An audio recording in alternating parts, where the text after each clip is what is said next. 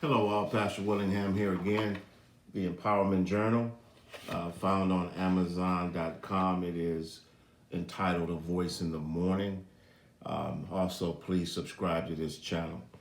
I wanted to talk with you today on how trouble brings out your best, how trouble can bring out the best in you.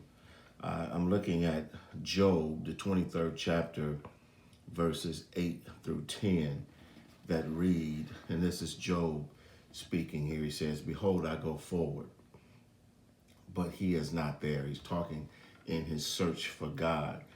"And backward, but I cannot perceive him. On the left hand, where he does work, but I cannot behold him.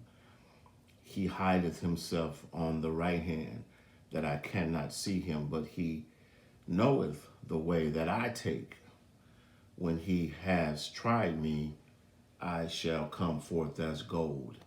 And so, Job is talking here about how sometimes when we struggle with God, and we struggle to connect with God, God seems elusive to us. God seems elusive to us. We're struggling. We're trying to connect with God. We seem out of sync with God. We go forward and we don't see God. He says he went backward and he can't perceive God. He looked on the left hand but could not see him, and God hid himself on the right hand that he could not see him. And yet in all of our activity, he says, "But God knoweth the way that I take." You see, while we're trying to observe God, and while we are trying to connect with God through our movement, God sees our every way. He sees our every struggle. And he says, when he has tried me, I shall come forth as gold. And so sometimes God is testing us. God recognizes that Job is testing him.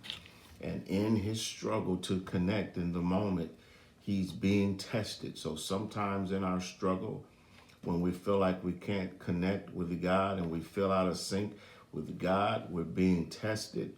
But have the faith of Job that Job had here, that through this test, through these trials, when God was finished with him, he would come forth as gold.